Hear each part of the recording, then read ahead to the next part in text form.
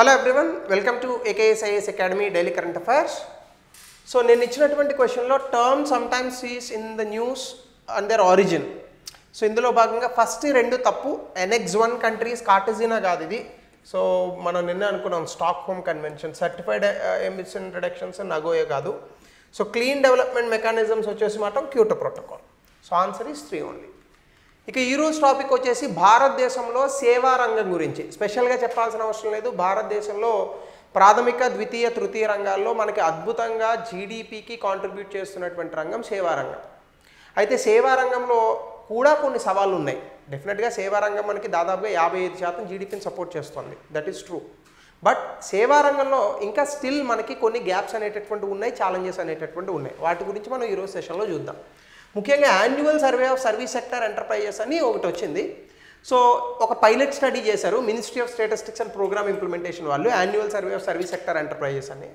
ఇది ఏంటంటే service sector కంపెనీస్లో, ఇన్కార్పొరేటెడ్ సర్వీస్ సెక్టర్ కంపెనీస్లో కంపెనీస్ యాక్ట్ ఉంది కదా. సో ఈ కంపెనీస్ యాక్ట్ 2013 ఇంకొక చట్టము, వీటిని తీసుకొని ఎన్ని కంపెనీస్ మనకి సర్వీస్ సెక్టర్లో ఉన్నాయి, అవి ఏవేవి రిజిస్టర్ అయ్యి ఉన్నాయి, ఇట్లాంటివి తీసుకున్నారు.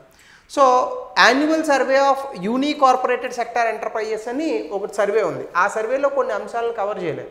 ఆ కవర్ చేయనటువంటి అంశాలను ఇందులో కవర్ చేశారు.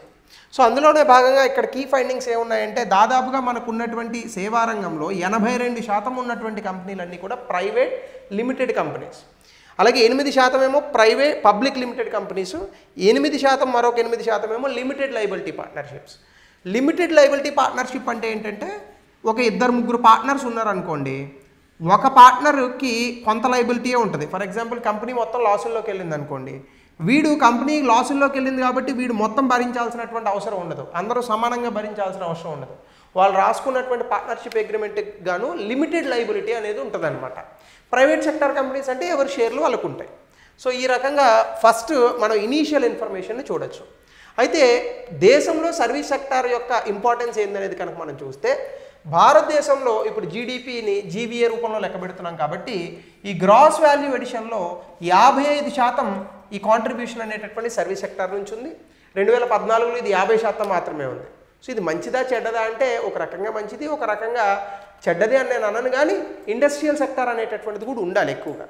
బట్ సర్వీస్ సెక్టార్ అనేటటువంటిది డామినేట్ చేస్తుంది. 2, ఫైనాన్షియల్ ఇయర్ 2024 నుంచి కూడా 7.6% వార్షిక వృద్ధి రేటును చూపిస్తూ ఈ యొక్క సర్వీస్ సెక్టర్ అనేటటువంటిది ప్రపంచవ్యాప్తంగా ఎన్ని సవాళ్ళు ఉన్నప్పటికీ కూడా చాలా అద్భుతంగా ఎదుగుతోంది. ఇది ఖచ్చితంగా చాలా బలోపేతమైనటువంటి ఆర్థిక వ్యవస్థకు తార్కాణంగా నిలుస్తుంది. అలాగే ఎంప్లాయ్మెంట్ జనరేషన్ కూడా దాదాపుగా మన ఇండియాలో ఉన్నటువంటి వర్క్ ఫోర్స్లో 30% మంది, మొత్తం జనాభా కాదు ఇది, 30% వర్క్ ఫోర్స్ అంటే ఏంటి, పని చేసేటటువంటి వ్యక్తులు ఎవరైతే ఉన్నారో అందులో 30% మందికి ఎంప్లాయ్మెంట్ కలిగిస్తుంది, ముఖ్యంగా IT, finance, health care, education, tourism వీటిల్లో. అలాగే గ్లోబల్ ట్రేడ్లో భాగంగా కనుక మనం చూస్తే సేవా రంగం నుంచి జరిగేటటువంటి ఎగుమతులే 2024 ఏప్రిల్ నుంచి డిసెంబర్లో $280 బిలియన్ ఉన్నాయి. సో భారతదేశంలో టెలికాం, కంప్యూటర్స్, ఇన్ఫర్మేషన్ సర్వీసెస్లో భారతదేశం 2వ స్థానంలో ఉంది ఎగుమతులకు సంబంధించి. అలాగే ప్రపంచవ్యాప్తంగా జరుగుతున్నటువంటి ఎగుమతుల్లో సేవా రంగంలో 10% భారతదేశం నుంచి వెళ్తున్నాయి. చాలా పెద్ద విషయం కదా. అదే మీకు ఓవరాల్గా ట్రేడ్ చూసుకుంటే ఎస్పెషల్లీ గూడ్స్ ఇలాంటి వాటిలో ఇండియా హార్డ్లీ 2% ఉంటుంది. కానీ వెరాజ్ వన్ కమ్స్ టు సర్వీసెస్ 10% ఉంది. అలాగే ఫారెన్ డైరెక్ట్ ఇన్వెస్ట్మెంట్ అంటే విదేశీ ప్రత్యక్ష పెట్టుబడులు కనుక మీరు చూస్తే $116 బిలియన్ 2000 నుంచి 2024 మధ్యలో మనకి అద్భుతమైనటువంటి FDIలు వచ్చాయి. అలాగే భారతదేశానికి వచ్చేటటువంటి మొత్తం FDIలో 16% అనేటటువంటిది ఈ యొక్క సేవా రంగానికే మనకు కనిపిస్తుంది. అలాగే అంటే 60% of India's total FDI inflows during this period. మొత్తం ఈ పీరియడ్లో భారతదేశానికి ఇప్పటివరకు వచ్చినటువంటి దాంట్లో, ఇందాక నేను తప్పు చెప్పాను, భారతదేశానికి ఇప్పటివరకు వచ్చినటువంటి FDIలో 16% ఈ పీరియడ్లోనే మనకు కనిపిస్తుంది. అలాగే ఇంటిగ్రేషన్ విత్ అదర్ సెక్టర్స్, ఇప్పుడు సర్వీస్ సెక్టర్స్ పెరిగాయి, ముఖ్యంగా డిజైన్ కానీ, ట్రాన్స్పోర్టేషన్ కానీ, అలాగే సేల్స్ ఇంటిగ్రేషన్ కానీ మ్యానుఫ్యాక్చరింగ్తో. సో ఈ అందులోని కూడా మనం దీన్నే ఒక కొత్త పదం, ఈ మొత్తం సెక్టార్ అన్నిటిలోని ఒక కొత్త పదాన్ని కూడా తీసుకొచ్చారు, సర్వీసిఫికేషన్. అంటే మ్యానుఫ్యాక్చరింగ్ సెక్టార్ని లేదా ఇంకొక అంశంలోనూ ఈ సర్వీస్ సెక్టార్ని జోడించడం అనేటటువంటిది చాలా రెగ్యులర్గా జరుగుతుంది, which is called as servicification. అలాగే industrial productivity and value addition కూడా ఈ సర్వీస్ సెక్టర్ పెరగడం వల్ల మనకి చాలా అద్భుతంగా పెరుగుతుంది. ఇక్కడ కూడా integration with the service sector అనేది కనిపిస్తుంది. అలాగే అర్బనైజేషన్లో కనుక మనం చూస్తే డిజిటల్ ఇండియాలో ముఖ్యంగా ఇందులో భాగంగా ఫిన్టెక్ కంపెనీలు అంటే బీమ్యాప్ కానీ, ఫోన్పే కానీ, గూగుల్ పే కానీ, సో ఇవన్నీ చాలా అద్భుతంగా పెరిగాయి. డిజిటల్ పేమెంట్స్ని ఈరోజు బయట మనం ఒక టీ తాగిన తర్వాత 5 రూపాయలు చిల్లర ఇవ్వాలని కూడా ఎవ్వరూ చిల్లర ఇవ్వట్లేదు, అందరూ ఫోన్పే చేస్తున్నారు. సో ఆ రకంగా డిజిటల్ పేమెంట్స్ అనేటటువంటివి చాలా అభివృద్ధిలోకి వచ్చాయి. అలాగే స్మార్ట్ సిటీస్లో భాగంగా అర్బన్ మొబిలిటీ, ఇక్కడ కూడా మెట్రో ట్రైన్స్ ఇవన్నీ సర్వీస్ సెక్టర్లోకే వస్తాయి. అలాగే waste management, e governance, Andhra Pradesh ప్రభుత్వం ఒక అడుగు ముందుకేసి వాట్సాప్ గవర్నెన్స్ని తీసుకొచ్చింది. సో ఇవన్నీ కూడా ఇందులో భాగమైనటువంటి అద్భుతమైన అంశాలు. అలాగే కొన్ని సవాళ్ళు కూడా ఉన్నాయి. ముఖ్యంగా ఏంటంటే మన దేశంలో సర్వీస్ సెక్టర్ అద్భుతంగా ఉన్నప్పటికీ అందులో ఉద్యోగాలు తీసుకోవాలనుకునేటటువంటి వ్యక్తులకు నైపుణ్యం సరిగ్గా ఉండట్లేదు. ఓన్లీ 51% ఆఫ్ భారతదేశంలో ఉన్నటువంటి యువకులు ఎకనామిక్ సర్వే 2023 డీటెయిల్స్ ప్రకారం వాళ్ళకి మాత్రమే కొంత ఎంప్లాయ్మెంట్ అనేటటువంటి దొరికే అవకాశం ఉంది. అలాగే ఫార్మల్ స్కిల్లింగ్ అంటే ఈ స్కిల్ సర్టిఫికెట్లు ఇలా ఉన్నటువంటి వ్యక్తులు వరల్డ్ ఎకనామిక్ ఫోరం లెక్కల ప్రకారం కేవలం భారతదేశంలో 5% వర్క్ ఫోర్స్ మాత్రమే ఉంది. అదే మీరు సౌత్ కొరియా పోయారనుకోండి 90% ఉంటారు, అమెరికా పోతే 65% ఉంటారు, జపాన్ పోతే 80% ఉంటారు. సో ఈ రకంగా అక్కడ వర్క్ ఫోర్స్ స్కిల్ అనేటటువంటిది ఎక్కువ ఉంది, కానీ మన దేశంలో అది తక్కువ ఉంది.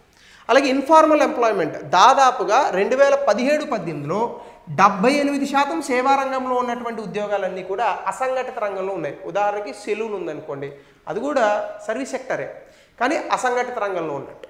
సో ఇట్లా చాలామంది అసంఘటిత రంగంలో ఉంటున్నారు. ముఖ్యంగా చూడండి, ఇప్పుడు ఫిల్మ్ ఇండస్ట్రీ ఉంది, ఎంటర్టైన్మెంట్, ఇందులో చాలామంది వర్క్ చేస్తూ ఉంటారు కదా, అందులో ఉన్నటువంటి వ్యక్తులు అందరూ కూడా సర్వీస్ సెక్టర్లోకే వస్తారు.